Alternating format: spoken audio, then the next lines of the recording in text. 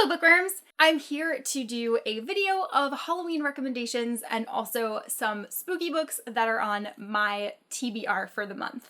Halloween is obviously the best time to be reading some spooky books. I love spooky reads so much, so I had been looking forward to doing this video for a while, and here it is. I've even broken out my blood splatter dress in anticipation, so I'm just really excited. So I'm just gonna go ahead and get started. So the first book on my list is The Diviners by Libba Bray. This is a book that actually scared me. It's very rare that I'll read things that I find to be really scary.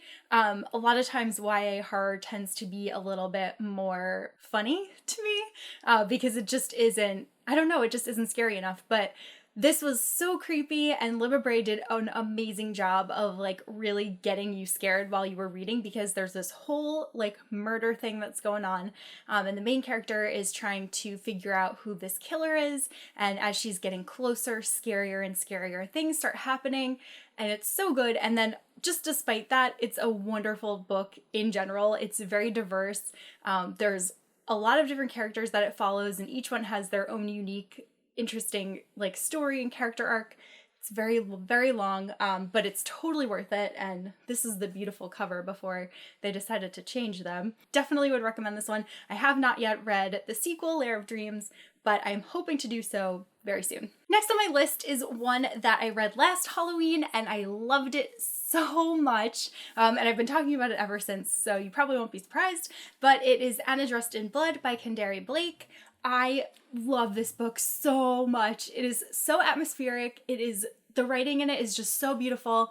Anna is a very frightening ghost, and I just really enjoyed her. I really enjoyed her story. She's very scary, but she's also very beautiful, and the way that she's described is just incredible. And I also really love the three characters who are kind of the ghost hunters in the series. It's just so good, and it's so spooky, so Halloween. It's perfect. I also did enjoy the second book in the duology, Girl of Nightmares, but I didn't like it as much as I liked the first book. This one was perfect to me, and I actually just picked it up on Kindle, and I kind of want to reread it soon because I just loved it that much. Then I have The Archived and The Unbound, both by Victoria Schwab. These are the first two books in her Archived series. They're amazing, as all of Victoria Schwab's works. It follows a girl who is in charge of finding lost souls who get out of this giant library of dead souls, and she has to get them to go through a doorway so that they can be recatalogued in the place where they belong instead of haunting the world. It's amazing. This one also was kind of scary. It wasn't as scary as some of the other ones, but it was just so well written and so great. The first one took me a little bit to get into, but once I got into the story, I was addicted. It was so good, and I really love the boy in this book. His name is Wesley, and his nickname is Guyliner, and he's probably on my list of top 5 book boyfriends ever. Then I have The Name of the Star by Maureen Johnson.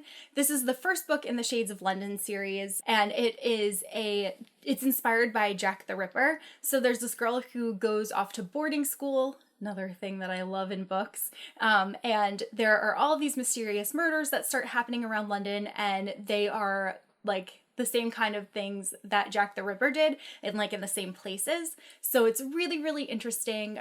This one girl gets very close to everything that's going on, and it's very it scared me, but it was really enjoyable. I loved this book so much. I didn't really like the second book, and I have not yet read the third book, and I believe there's also going to be a fourth book, so we'll see how that goes. But this first one was really good and definitely worth checking out. Then my last recommendation is The Raven Boys by Maggie Stiefvater. I recommend this entire series. It's one of my favorite series of all time. I loved it so much. And this book, and this whole series rather, is not really a scary read, but it's definitely very spooky and very atmospheric. It follows a group of really close friends, the best friends that you can imagine, which is part of why the series is the best. And they are in this creepy town that seems like it could be one that exists within the United States, and they're chasing ley lines and they're looking for like the legend of this lost king, and it's just so good. And just the character development and the relationships, that's really like what makes it, but it is so like spooky and so great. So I would definitely read this if you haven't. And then 5 spooky books that are currently on my TBR are Stalking Jack the Ripper by Carrie Maniscalco. I'm actually currently reading this book and I'm about 100 pages into it and I'm really, really enjoying it so far.